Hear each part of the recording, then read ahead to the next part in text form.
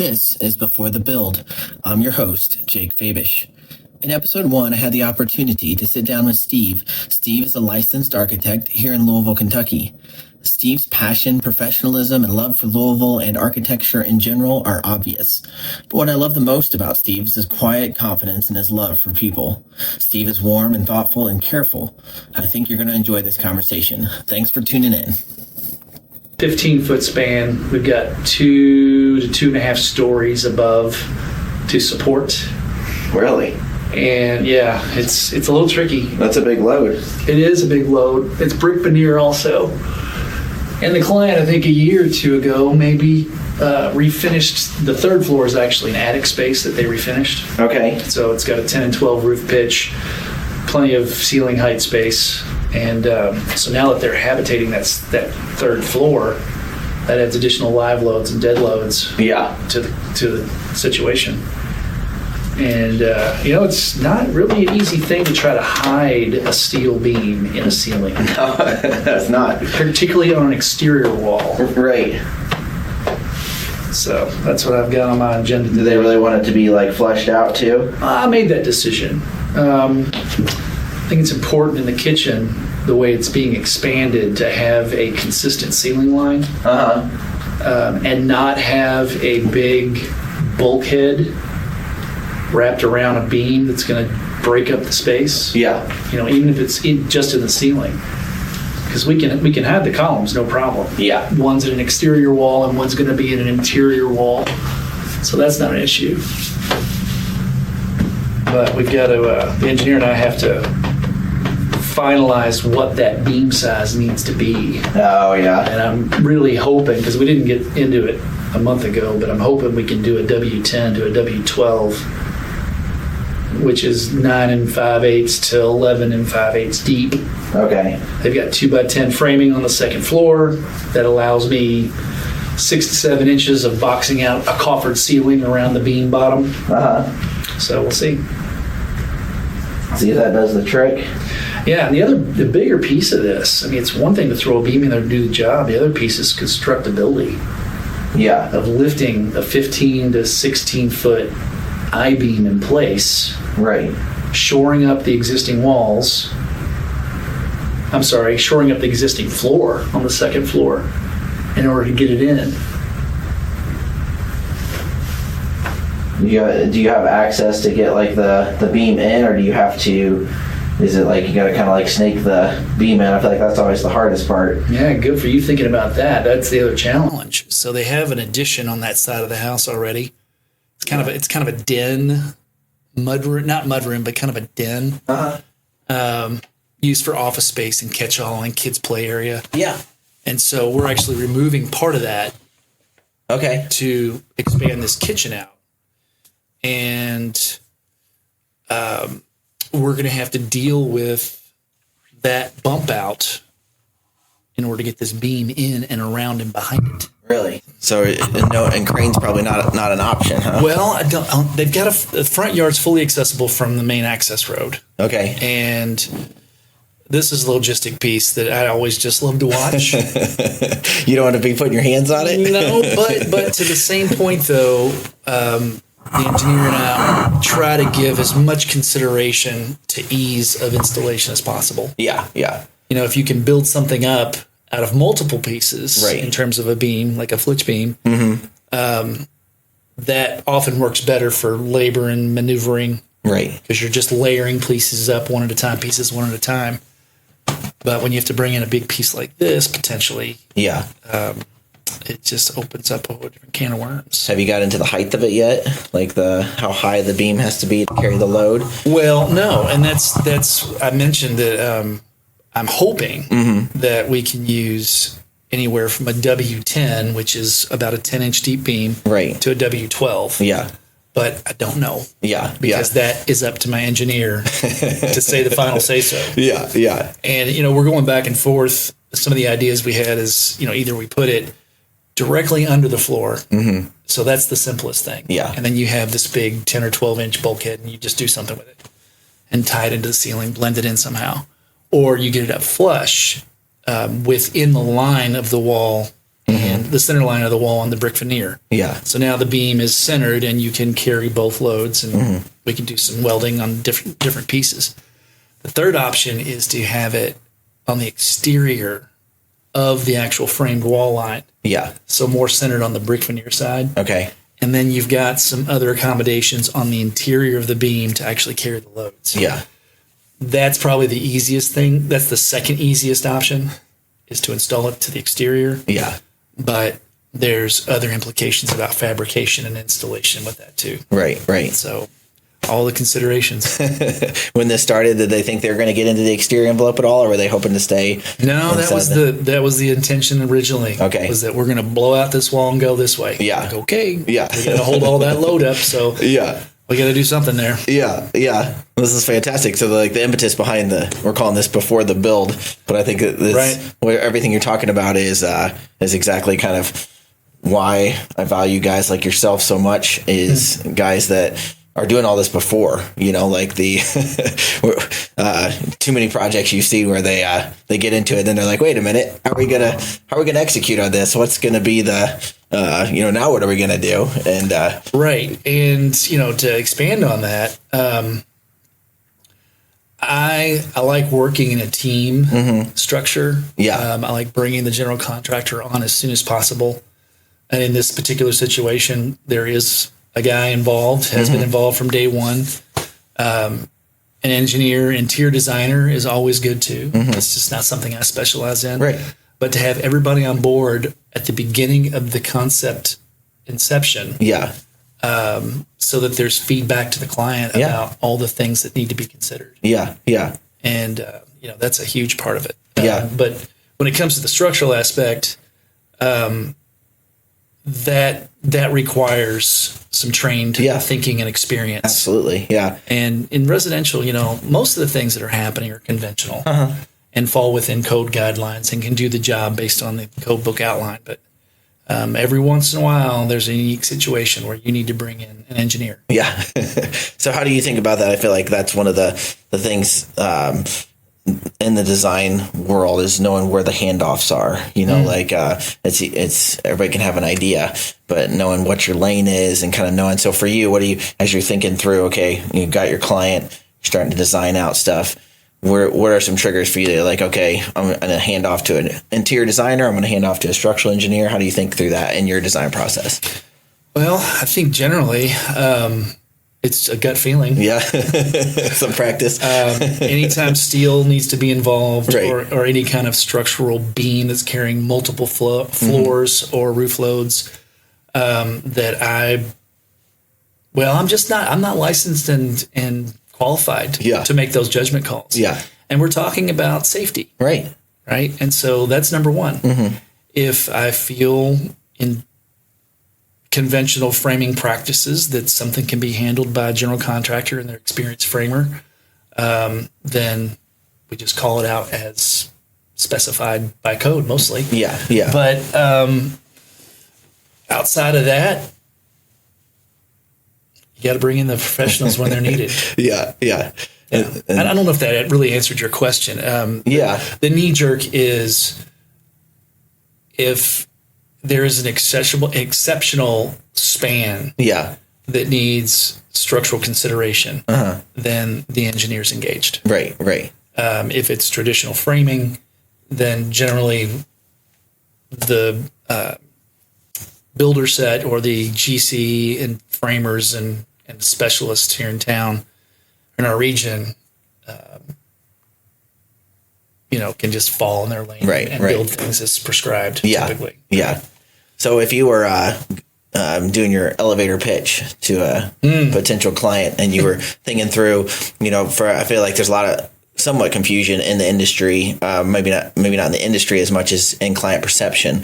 But you have all these terms. You have a GC, you have a builder, you have an interior designer, you have designers, you have architects, you have structural engineers. And for somebody just looking to get like I just want a project done, man. Like, can you do it or not? So for you, like, if you're going to give me your elevator pitch of what Steve brings to the table, like what's your lane? What's your thing? Oh, well, simply put, my response is generally I bring the training, experience, and knowledge of a licensed architect to create good design solutions for a family's needs. Yeah.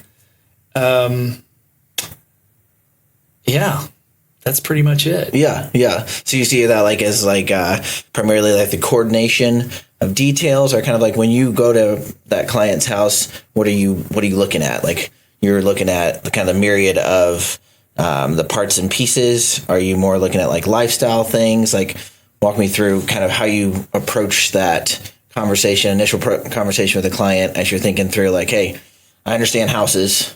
Now I need to take what I understand about houses and apply it to the best possible solution for this client. Kind of walk me through that process. Okay. Well, when the relationship is agreed upon that we're a good fit, that what I like to do and what they need for me to do for them is a good fit, there's an initial consultation. And during that consultation, I'm listening to their program needs. What do they want to do? They want to expand their kitchen. They want a first floor master suite. They need a family room. They need a new garage with a guest office or suite above, those kind of things. Then we talk about budget a little bit and just their needs around that space. Like why are they making the decision to make this addition to their property? And that helps me start to formulate an approach of what might be suitable and feasible. Yeah. That last thing, the feasibility, is the very next step. Before I get into any kind of design creation of a solution for their situation, their needs, we have to understand if the property, particularly in an urban setting, is going to support the extra construction. Yeah, yeah. Because we have land development codes that regulate maximum build-outs on a site. Yeah. Surveys are involved and necessary because you have building setback lines, easements that occur on every property. And so you have to build within those limits along with the land development code of what you can build on the site. There's all kinds of restrictions and things and guidelines, and it's all for good reason.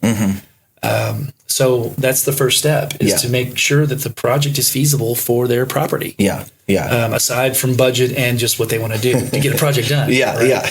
So, after that point, if there's a green light, then we move into the next phase, and that is the initial concept. Now, that part is really the fun. It's one of the fun parts. Yeah. So you create a map of the existing house. And what I mean by that is that I'll survey the house, measure almost every inch, and get a good idea of the structural components. And lay those out within the existing plans. And from there, now I have something to deconstruct and work in the remodel or the addition or the space planning changes. But only then. Right. So that's something I think that myself and I would say my colleagues as architects bring to the table right out of the gate. We've got to know everything about the existing conditions because it's going to affect every decision we make about helping them create this new addition or living space. Yes. Yeah. Because there's connections that have to happen. Right. There's demolition that has to be coordinated. Right. And if you don't know what's there to the best of your ability without starting to demolish things first to look at it. Right. Which is another piece that happens often, right? Yeah. You make assumptions about traditional residential construction, and all of a sudden you remove a wall and there's something different there. Right. Because it was built in the 30s or the 40s or the 50s or the 90s. Yes. So I think that's the summation of getting up to that first design. Yeah. Did that answer your question? Yeah, no, that's great. What is like your favorite part? When does the twinkle start coming to your eye? When does stuff start to click for you? There's a couple parts during the process. The initial consult is always a blast. Yeah. I get excited to hear families get excited about what they need and why they're doing the things they're doing. Additions and remodels, that is. And we brainstorm during that first meeting. Yeah. We walk through the house and we point and we discuss the challenges and the opportunities just in that first moment of absorbing everything that's possible, and also evaluating what could be challenges. That's another thing that I think design professionals bring to the table. The ability to visualize beyond the veneer of what's happening in the bones and know fairly quickly what needs to happen in order to make the project successful. And that all comes out within the first interview. If not, it'll surface during the initial concept presentation. Because after that point, when you've drawn the house and you've measured every inch and you're familiar and intimate with that house. Now you know what's going on, really. To the best of your ability. So what are your I feel like over the years in these conversations, I love the consult too. What are the questions that you're asking to draw people out? I feel like lots of times I come in, people already have like a Pinterest picture or something, but the Pinterest picture doesn't always represent like what they actually need or what they're going to run into. And so crafting questions to try to pull them out to get kind of to the heart of what they're going for. Have you found like line of reasoning for asking them like, hey, what's motivating this, or kind of? Well, that is one of the first questions. So why do you need this new kitchen? Why do you need this master suite bath or a master suite on the first floor? Why do you need another bedroom altogether?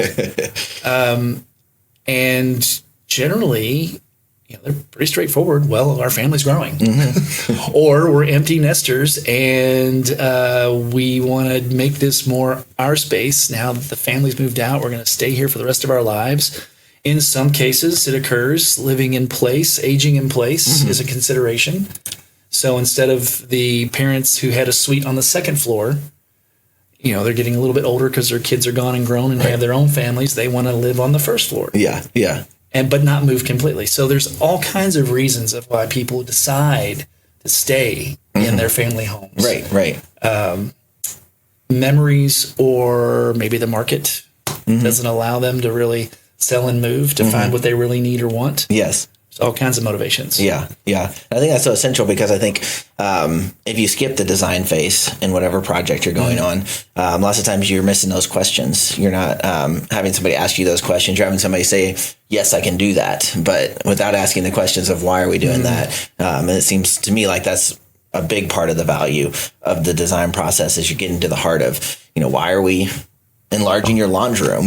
Like, what are you going to do in there? And often there's I want to do a dog wash station, or I want to do, and so getting to the heart of, okay, if you want to do that, then that's going to impact these other things, and sitting with it for a while and playing with, we can expand over here, but that's going to affect your life over here. And how is that going to make you feel? And I love, for me, I just love watching people as they start to click, like, oh, I can see the value now of asking these questions and sitting with it a minute instead of just jumping right into solution mode, Correct. And I'm going to expand on that. So the process, the design process, is exactly that, but even more so, it's organic.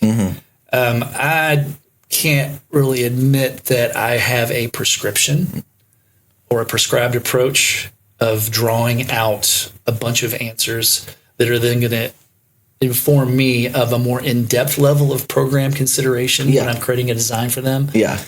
I'd rather just let them dump everything in their hopes and dreams and dissatisfactions with how they're living now in their house, so that I can just let that flow in terms of a proper solution. But there's another piece here that I wanted to touch on, and that is, you mentioned seeing them click in the things that we're bringing to the table as designers, and our insight and observations about the feasible or the potential. But there's also a process of communication that's happening over the design phase. So we're bringing a language to the table from our profession, and a good number of my clients over the years have some savvy about that. But there is still the breakdown of what they have in their mind as the solution. Right. What now the designer or the architect professional has in their mind as the solution. Right. And coming to that meeting point of revealing what each is thinking in the drawings. Yes. And so the drawings becomes the format of the language. Right. The negotiation. To finally understand what we're each thinking. Yeah. And, the design professional, architect, engineer comes to the table understanding the nuts and bolts of what can be done. The client has an aesthetic and they have a space idea. Right. And they have a layout and how they want to live in that new addition or remodel. And so it's a constant back and forth. Yeah. Many times with my clients, I've gone through several iterations right. of tweaking and massaging. And even at that point, when you get down to a design, a concept, a 3D model that the client can get their head wrapped around and they're all in, there's still another layer, and that's making it real. Right. So that then it can be translated by the construction industry. Right. We're back to the steel beam. That's right. So, we kind of just danced around a tangent there, but I think the point there is that the process, the way I work, is not really prescribed. Right. There are just some natural questions about the why, when, and how. But the organic side of it is actually another exciting part for me. Yeah, the discovery. You're discovering with the client kind of the best solution. I feel like lots of times you're taking that step with them with your bag of tricks and your expertise, but they're coming with their experience and their lifestyle. Correct. And those two things. So what have you found, like, when you head into that? Because communication, I feel like, is everything that, we're communicating the whole time. We're communicating when we first meet them, and then we have to communicate through the entire process until we finally create something that can then be built or created. So everything is communication. So when you go and you've met with a client and you've done that initial consult, and now you've drawn it and you've got your initial drawing, how are you thinking about bringing them into the journey you've just been on? So you went out, you measured the house, you heard their needs, and then you went on a journey. You were like, drew up solutions. You're like, hey, this solved, and now you got to go present to the client. So how are you headed into that meeting? How are you thinking about communicating to the client what you kind of discovered or came up with? Well, let me think about that for a moment. So there's at least two parts in terms of preparation. One is the simplest, and that is the checklist, the program they gave me from that initial consultation. I skipped a step, but I'm going to come back to that. So in terms of, I'm going to say this now. So there's a proposal that happens between the initial consult and then the feasibility study, which is phase one. That proposal is a capture of the program, as well as my fee structure and the deliverables that I'm going to be presenting to them through our process of being engaged. So that being said, once I've gotten through the feasibility study and the initial existing conditions development, and I'm ready to present that initial concept, I've got that proposal which has mapped out in detail everything that they said that they want to have in the project. So during the discussion and presenting the drawings, I'm checking the boxes. And then from that point, we can discuss some of my insights of what I've brought to the table of how I've created this new design for them. So after all the boxes are checked and they see what happens with that, so it's kind of presenting the big kahuna. I use that term quite a bit. I use that term quite a bit. That first out-of-the-box design is everything they wanted. Right. That can work. Sometimes that has a play, again, back to the site development thing of restrictions. But so we talk about the big kahuna, and I walk them through the whole space and all the things that are going to have to happen with the existing house to make the new design work. And at that point, I sit back and let them talk, because this is their first time seeing plans, three-dimensional models, elevations, all the things visually that they need to connect my concept to the solution. And it's amazing every time they lay their eyes First time on it, they've got all kinds of things to say. Oh yeah. I mean, you can imagine. Oh yeah. They finally see their idea, their desires manifested in something semi-tangible. Right. Yeah. And the conversation just flows from there. Yeah. What about this? What about that? And then we talk about those details. And the negotiation begins. The negotiation begins of what stays and what goes, what changes. Yeah. And those are the three things. What stays, what changes, and what goes away. Yeah. And then at some point after that, we may make several iterations to get to a point where they're okay with the design and they like how things are shaping up. The next piece is to put some numbers to it. Right. Before moving into the final phase. But that's, going back to the question where you asked, what are the most exciting parts? Yeah. So consultation, initial presentation of the design. Yeah. And then getting budget numbers back is a real checks and balances. Is that an exciting part or is that a well, it's a little bit of a nervous part. Yeah.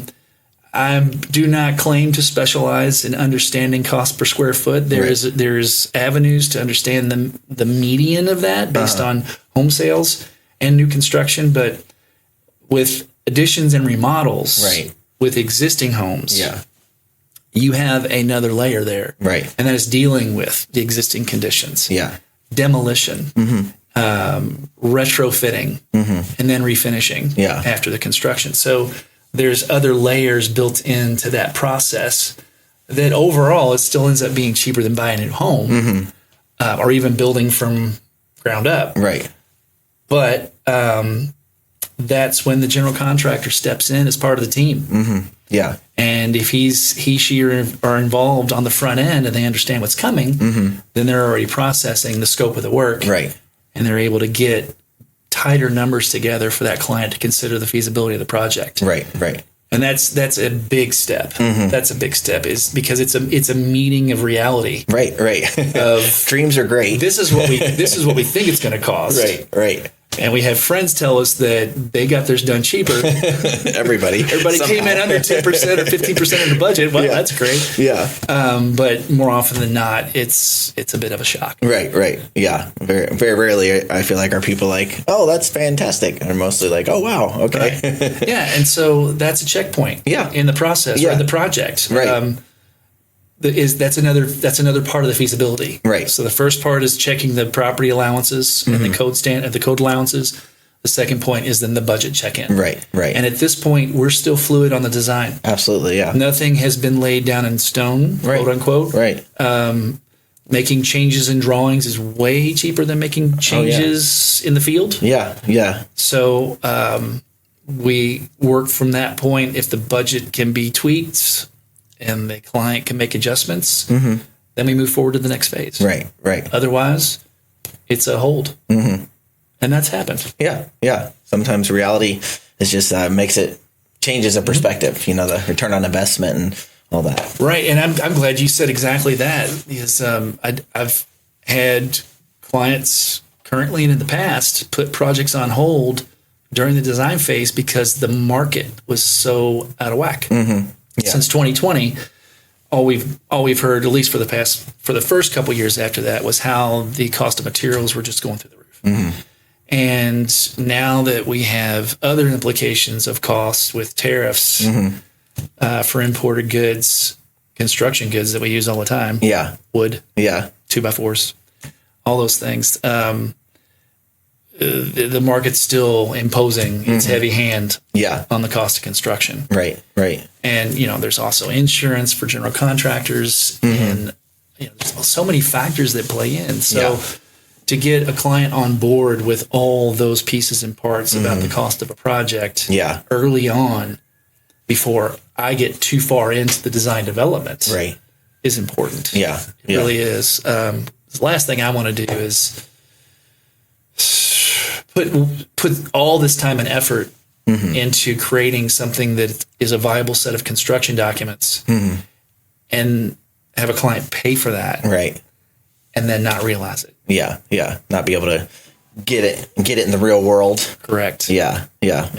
No, that makes sense. I just love like being able to look a client in the eye and be like, look, this is all about your confidence and your control. Like I want you to be in control of the entire process. So by spending all this work and doing all this on the front end, you're able to get to that point and be like, you know what? We decided we need to change it, or we need to, lay off these materials, or maybe not add this many square feet. But whatever we discover during that first initial phase, the kind of the second feasibility study is, I feel like, so beneficial to them, because then I'm like, hey, we can pause, we can phase, we can, we can scale back. There's so many different levers that you can pull at that point.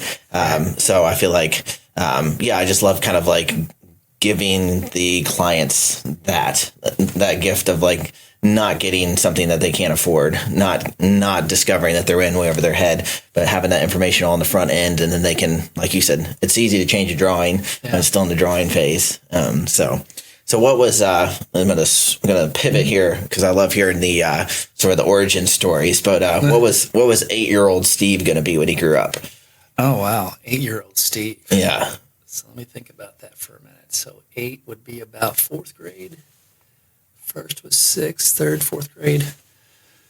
Oh my gosh. I don't think I gave it any consideration. I was too busy. Fireman or I was too busy swimming and riding my bikes. Okay. And having fun with my friends, exploring the local park in the creeks, and I was oblivious. You were completely oblivious. I didn't think about that probably until I was well into high school. Okay. Actually, did you like in the high school phase? What was that kind of like career discovery path? Is there like you have like guidance counselors, or was it just you just like trying stuff out? No, you hit the nail on the head. Yeah. So my junior year at St. X, I was called in for a consultation on career path in college. Yeah. And I can't remember my counselor's name, but he was wonderful. He looked at my report card and my coursework at St. X, and he said, I see that you're fairly strong in math and science, and you've taken some technical drawing skills. Have you ever considered architecture? Out of the blue. Just out of the, I said, no, I have not. Wow. And he said, well, give it a look-see. Yeah, yeah. And at that moment, he also offered a referral to talk to an alumni, Glenn Hubbock. Okay. Rest his soul, who has given this community decades of excellent service and guidance in the field of architecture in his practice. As it turned out, I was lifeguarding with his daughter, Tara, at Lakeside. Okay. And so it was just a match made. That's crazy. So I went and had dinner one evening with Glenn and his family, and he was wide open with his house and inviting me over. And we had a discussion. Okay. And I don't recall exactly if he brought out some work that he had done, but he was so passionate in love with what he did. Seeing that and then hearing some of the details of education requirements and what he does on a daily basis at the time was exciting. Yeah, yeah. And that was it. Really? That was the hitch pin. That was all it took. Huh? That's all it took. So, I'm sure I came home after that to my parents' house and said, I think I want to go be an architect. Wow. Yeah. But I feel like it's normally takes people a few tries, to get to that one thing that they're going to end up doing. Well, what's funny, as a backstory to that meeting with Glenn and even just the push to go that direction, we did some kind of aptitude testing in high school, and I guess it was some kind of national format, but it was supposed to give you an idea of what you might be a good fit for in terms of a profession to pursue. Yeah. And I remember the top thing was military for me. Really? For whatever reason. I don't remember the details. Is this a federally government? How that came. Might have been. I don't know. But, my dad had served 6 years in the Navy. And, at a young age, never really heard a lot of stories about it. But I knew in my heart that was not a path that I wanted to pursue. Yeah. So I just wanted to say that because I knew what I didn't want to do. Okay. Right out of high school. You're like, I'll go into architecture. Yeah, I'm going to do that. That sounds just fine. Okay. That sounds exciting and exploratory. Yeah. So did you then start interning with him, or where did it go from there? What was your... Well, the next step was to apply for school. And there were a few options, but only one good fit, and that was University of Kentucky. Okay. And so they had an entrance exam that you applied for, and then you went to Lexington and sat in a big room, and you were there for 8 hours, I think, and performed these multiple sections of the test, from writing to drafting to hand drawing.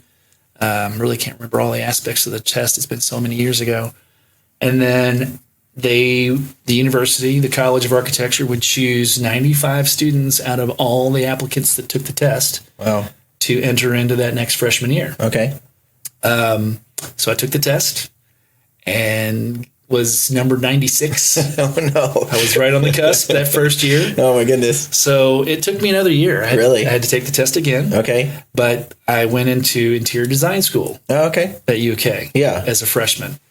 Thinking that was just going to be a good foundation start. Yeah. Just kind of get my head in the game of the design profession. And that was fun. That was an interesting segue that first year. And then the second year I got into the architecture school and proceeded with 5 years of my Bachelor of Architecture there. Okay. Exciting. Very exciting 5 years. Yeah, yeah. A lot of good stuff. Had some amazing professors.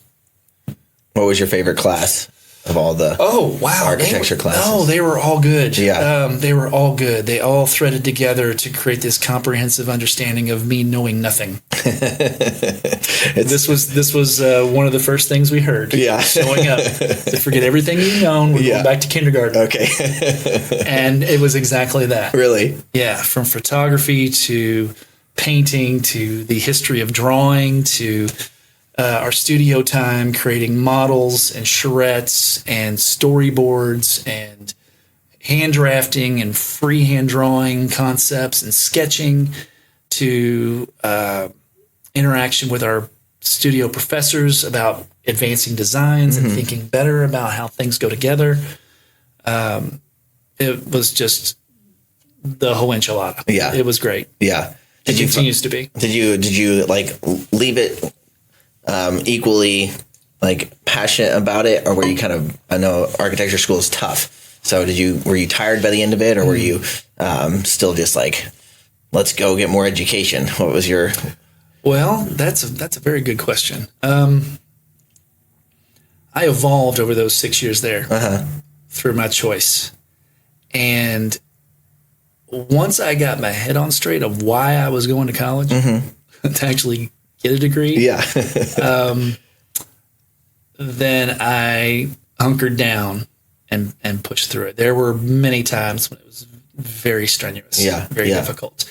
Hours and hours and hours of studio time to meet a deadline, right? Which was probably one of the biggest lessons learned. Deadlines, the deadline. On creating product, and not just a product, multiple products, a model, drawings, some writing, maybe some demonstration studies of how you got to the final design, showing process and progress. Many early mornings working through studio time to make the deadline for our charrettes, or our design reviews, rather. So you asked me if it was harder. Or just by the end, were you still like super excited about the school experience, or were you? I think there's something happened during those 5 years in the program where something clicked and I was committed. That was it. I'm going to see this through. I just couldn't get past the idea that I should or consider abandoning this path. Yeah. Because I really didn't have anything else that I wanted to fall back on. There wasn't any other interest in education path to a profession that I considered. Later, maybe the last couple of years, there was some inkling of engineering. Okay. But my strength in math wasn't that strong.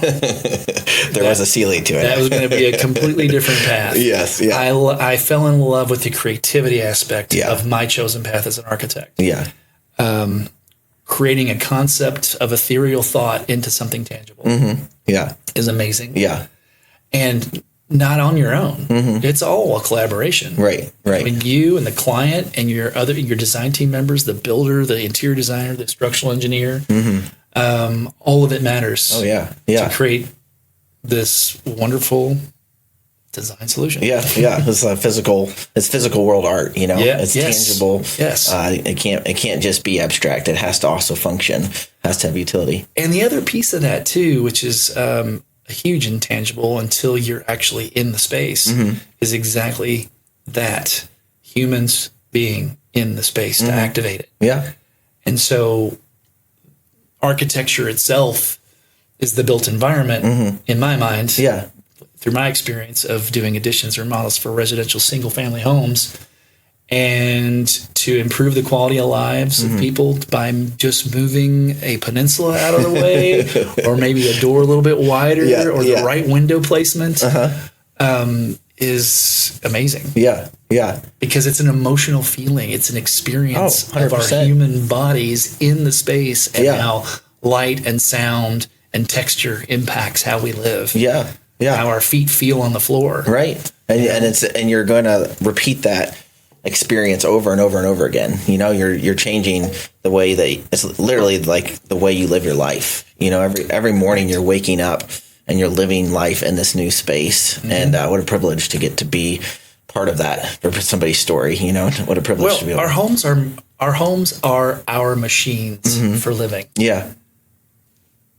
Aside from just being basic shelter. Right. And a place to cook foods and sleep. Cook food and sleep. It works, so just looking at that basic element of what is shelter, and making it better in terms of how we move through it, particularly living with multiple people in a single residence, right? Yeah. As a family, that has its own challenges, but it's all good. Yeah. Yeah. So you graduated. Did you go work in a firm? What did you do when you graduated?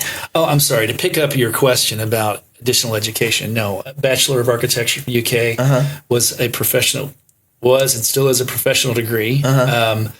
I did not have a desire to go on to a master's program. Honestly, at the time, I didn't see the need for it. Yeah. I felt that my basic education would only be supported and advanced with real world experience.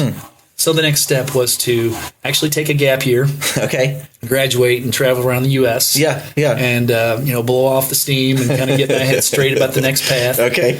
And so I did that. What did you go out west? What did you got? I did a around the U.S. trip. Okay. In my car. Okay. I was actually working for TGI Fridays at the time, and they had a program called Passport.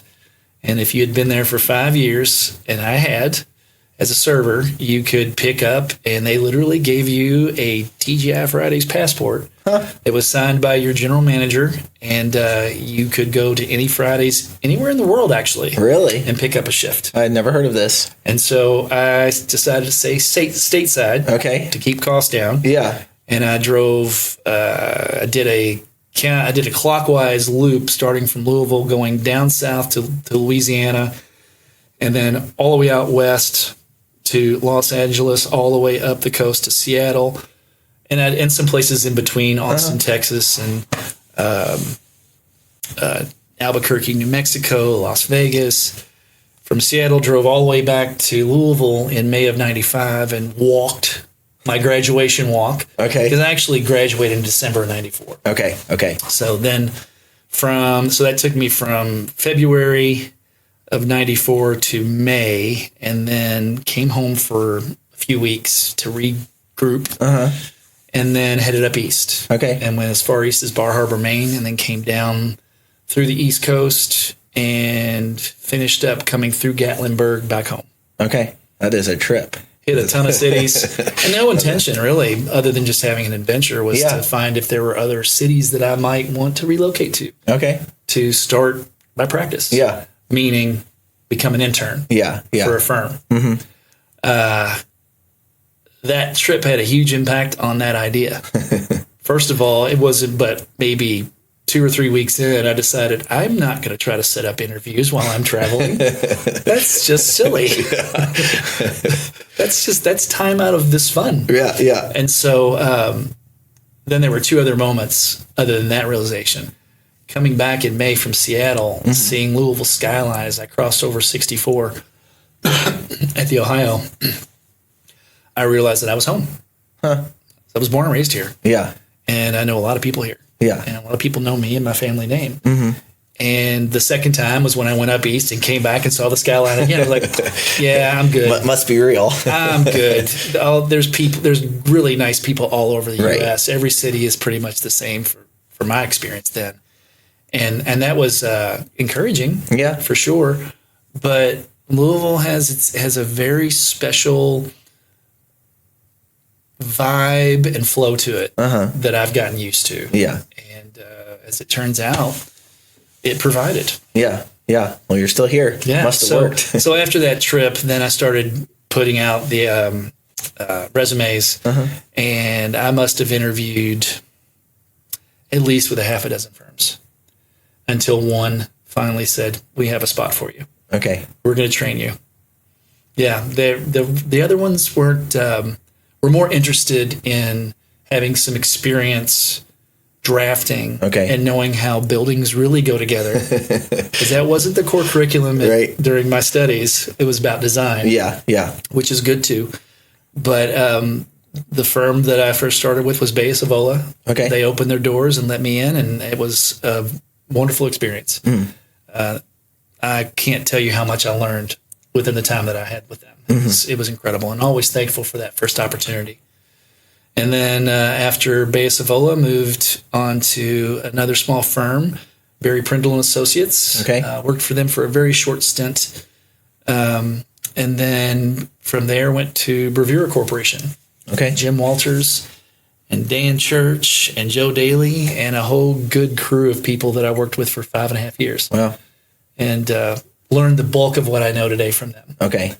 And that was just amazing. And then hung my shingle out in 2004. Okay. Okay. And then so is it you've said multiple times additions and renovations. Have you intentionally focused just on that, or did you kind of grow into that, or how did that become kind of your niche? Great question. The way it all started, I had a friend, Pat Wissing, Wissing Contracting, who was a builder and is a builder, still working here in town, and was flush with work and needed some help drafting, putting some drawings together, some plans. I said, sounds great. And so we did that for several years, and that was the bulk of what he was doing, additions and remodels. Okay. Probably sure he's done some full homes over his career, but that's where I was introduced to the idea. Okay. So after that seed was planted, like I said, we worked together for several years, and then word of mouth, I started getting some of my own clients, and they ended up being that same type of project work. Yeah. And then once in a while, not many, but once in a while, a full house would come across my plate to my boards. And I created some drawings, and that was very interesting, a little more intense with the idea of starting from zero. Yeah, yeah. But in both cases, or in all those cases, there was probably less than half a dozen over the 20 years. But the clients had a very specific idea about what they wanted. Okay. Either they came to me with some idea plans that they wanted to tweak and manipulate to their own desired layout, or they just had a concept. Yeah. So either they had some plans from somewhere in terms of square footage and beds and baths, or they had some idea from something else. Yeah. And I don't know. I think I just found that I liked the challenge more of working with an existing condition and building onto that. And then a philosophy started building more around how we're living now, or have been living probably since the 90s. New homes have grown in size, and there was this whole push for these large homes with steep roof pitches, and that's all fine. But my philosophy is more around creating a smaller footprint of how we live and being more considerate to resources and how we use them. And in my opinion, an addition on a house that was built in the 40s is a smarter move in terms of materials and resources than building a brand new house. Yeah. But I also understand that populations is growing and we're going to have to build more housing. Yeah. It's just the way it's going to have to be. Yeah. Yeah. But yeah, so the additions and remodel side has become very rewarding over the years. Yeah. For my practice in so many ways. Yeah. Yeah. And would you say you prefer to work in the addition remodel versus empty plot of land? I do. Absolutely. That's the straight answer. Yeah. Yeah. I prefer additions and remodels. Yes. Yeah. Yeah. Talk to me about, we were talking before the show about the idea of solutions. And you said you have a Steve definition of solutions. So what's the Steve definition of solution? Well, simply put, it's the appropriate response to the client's needs. And appropriate, further defined, is meeting their needs and wants. Their needs first and their wants second. The wants are usually what adds to the project cost. Right. So the needs are the programmatic spatial requirements for them to expand with their family needs and their lifestyle needs. Yeah, I think that's it. So it is providing the appropriate response to their requirements. When everyone's on board, meaning I'm happy with what I've created and they're happy with what I've provided, that's the solution. Yeah, yeah. And sometimes that takes time to massage the idea, the concept, the presentation of the design. And so maybe that's the quintessential definition. The solution is what reveals itself to be the best solution. Yeah.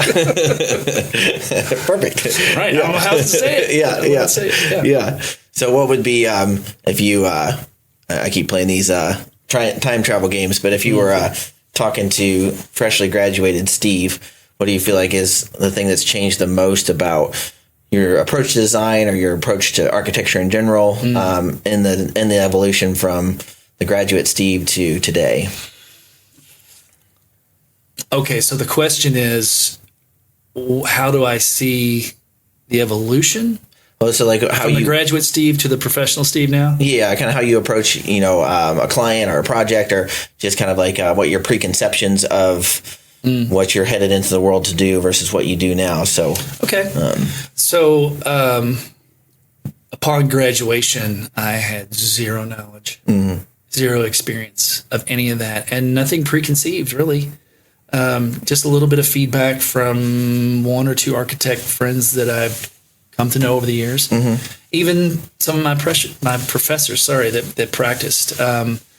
There wasn't a lot of sharing of the nuts and bolts from my understanding and memory. Okay. Maybe there were some conversations, but upon graduating, it was really after that gap year to let everything kind of sink in and understand that I've made this choice to become this professional. So now I need to put all the adventures aside and put my nose to the grindstone. It wasn't until really that first employment that I really got a deeper look into the nuts and bolts of the practice of architecture, the business and the practice of architecture. And there's so much. There's a lot to it. There is a lot to it, and I can't even expand on all the details. But in general, that novice first year of employment was led in baby steps into the profession, and that was a good way to go. That was a good way to go, to have the right mentors along the way, to have me a part of their puzzle first, or their cog in the machine, to just do drafting details, and then graduate to do larger sections of drawings for the project, and then full sets of drawings for a project under some guidance from a project architect. And then moving through the years, those 10 years of working for firms, of understanding how to put all of that together along with sitting in on client meetings. So it was this step-by-step process that I don't think could have happened any other way. To just dive in and try to do it all at once would have been incredibly overwhelming. And not proper, not appropriate. Really. So that was the value of the internship that was required before I sat and took my test. Is to meet all these requirements and check all these boxes for the Architect Registration Board to sit for this test. It was about acquiring the experience. And, I can't remember how many sections, like 180 sections of detail or of time that you had to acquire working for firms that took hours and hours and hours and years. But it was that process that brought me to a place now of understanding, and it's still, my process is still organic as a business person. As an architect practicing the business of architecture. It keeps evolving. There's no prescribed way, because everybody brings their own thing to the table about how their business needs to be run for themselves. I don't know. Are you, do you use AI a lot in your day-to-day work? Not much? No, not really. If you used AI a lot, I was going to change my next question, but we'll go to genie in a bottle. Okay. We recognize. So if you could describe, if you had to conjure up your next ideal client, so your next ideal job, what would you describe that? If you're going to create I was thinking AI, you're going to create a prompt and say, give me this kind of client and this kind of job, what would that be? Oh, wow.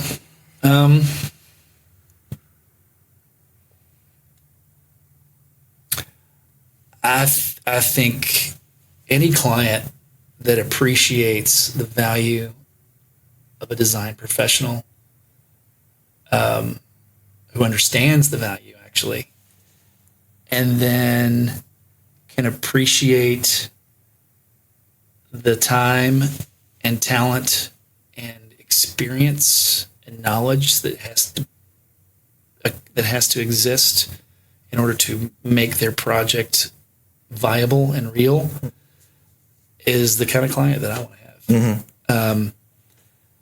But also, I appreciate clients that have done their homework, that understand what they're getting into on some level. I mean, every designer professional is going to be different how they deliver their project and how the personality they bring to the table. So that's a whole other thing about personalities working together. But projects, all of them are wonderful and beautiful. There's nothing really too small. There might be something too big. Maybe. There's a line there. I think I can limit that as a new house. Something I'm just not ready to take on again. Or not willing to. But the challenge of what I've been doing and will continue to do is so rewarding. So I don't really have a prescribed demographic of a client. My fees are adjustable to the project. So that's another thing, right? I don't really look to stay within a range of fees for every project. I like to be organic with my client. And there's a lesson to learn in every project too. So sorry, I can't be more succinct. No. So I mean, what I'm hearing you say, you can correct me if I'm wrong here, but what I'm hearing you say is you're part of design, and what means the most to you is that interaction with the client. And it sounds like you're even more aware of and appreciative of that interaction with the client than of the project itself. You're like, everything you just said was about a connection with a human, and much more so than you had about I want to do $1 million kitchens, or I want to do, pool houses or anything like that. Everything you just mentioned was all related to humans. Correct. And I think that speaks a lot about where your heart's at and what you're passionate about, what you're keyed into. That's so true. And I'm glad you captured that. The relationships that I create with my clients are always special. This is a very intimate, personal experience to go through on both sides. And I'm thinking about how candid the conversations can be with my clients. Oh, yeah, yeah. And there's a trust there on so many levels. One, I'm being invited in to one of the most personal aspects of their lives, and that is where they live. And so that's the first thing, trusting me to come into the door as a design professional. The second thing is they're sharing with me details of their lives.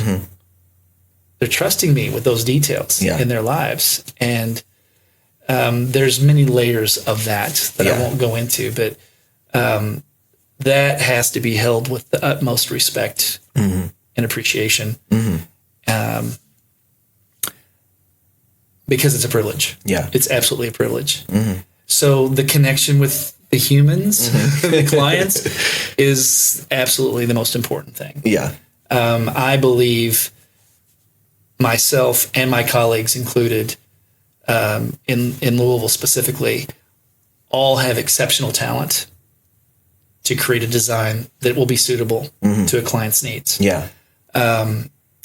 How the client and the architect get along is important. Right. Absolutely important. Managing and meeting expectations is another piece of it. And so that's a very real part of the conversation. I don't really know these days what people actually think about architects, like what their conjured thought is.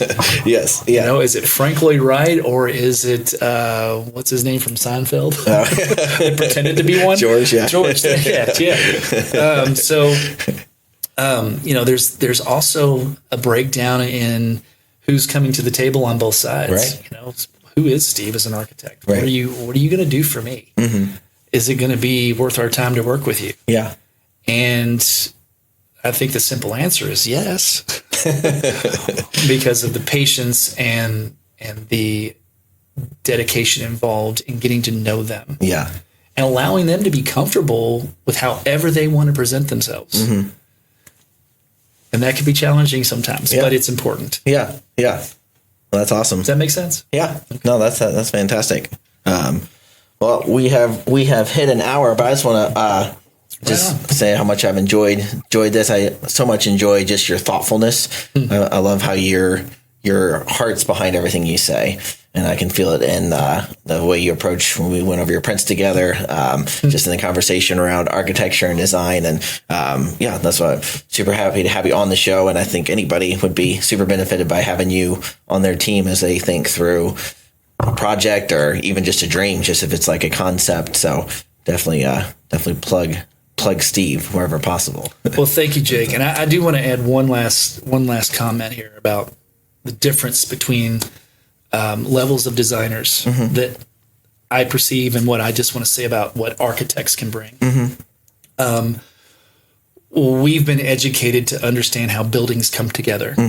We have had to go through years of internship and study and testing and licensure to understand all those aspects of how a building goes together. That is core competency. The thing that makes us different in how we practice is our own intuition in design and how we create solutions. So that's at the very base level of what an architect brings to the table. We're also able to consider multiple aspects of a concept before any line is drawn on a piece of paper. Sometimes that's how we work through those concepts, but nevertheless, we just have an innate ability to visualize creating solutions. On the other side, you had asked a question earlier on about who should a client go to if they just want to get a project done. Well, sometimes there is an appropriate approach to go to a draftsman, specifically someone who drafts drawings or plans rather, and is not architecturally trained professionally or through a degree program. They're also a viable part of the process of creating designs for clients. So I just wanted to express the value of the striation that we have here in our region of talented individuals that do just that. But the design professional, the degreed architect, structural engineer, we have a very methodical and detailed level approach to our solutions. And what that means is that when it comes to putting together pricing and understanding constructability, everything is in this drawing set. Right. That's the idea. Yeah. Is that we have covered all bases, crossed all the T's and I's. But again, sometimes you just need a simple drawing, and maybe an architect is not the right solution. Right. I'm saying there's other opportunities out there. To get the work done, at least get it started. Right. And sometimes it's just availability. Yeah. I think one thing I've noticed that I would love to, do better in educating homeowners and clients and people who live in Louisville and own homes. But I think all experts and all true professionals respect how complicated construction is. And, it is. And so, there's building science, there's physics, there's structural load, there's design, there's flow, there's layout, there's and finding someone who can help you think through what you need and what you don't need. If you're just going to put a wet bar in a basement, maybe you don't need a full-on architect, Perfect example. Yeah, perfect but if example. you're, but there are, I think, you found an expert when you found somebody who can appreciate the complexity of the project and will help you think through that, and isn't pushing you to just get started or isn't ignoring some component of another. There's so many facets to it. And I think what I respect about the professionals that we work with are people who recognize the complexities, and they can kind of go through the filter of what is this project and what is the project goals going to expose it to in terms of complexity, and then aligning the correct set of professionals around that to make sure that that is completely executed in a way that's going to be durable and safe and structurally sound and enjoyable to use for the lifetime of the homeowner and beyond. And I think that to me is the value of working with professionals, is people that see that, they understand it, and they know how and when to apply which practice and which expertise in a way that ultimately benefits the client. Man, you summed it up perfect. So I wanted to make two last statements. And I realized that I failed to include interior designers and landscape architects also as part of the team. And that last piece, these hiring professionals on your construction project for your home or whatever it may be is no different than having a financial planner on your side, an estate lawyer, a primary care physician. You are hiring professionals to take care of the most important parts of your life, to help you along that path. And it's always a good idea to consider that for the place you live also. Yeah.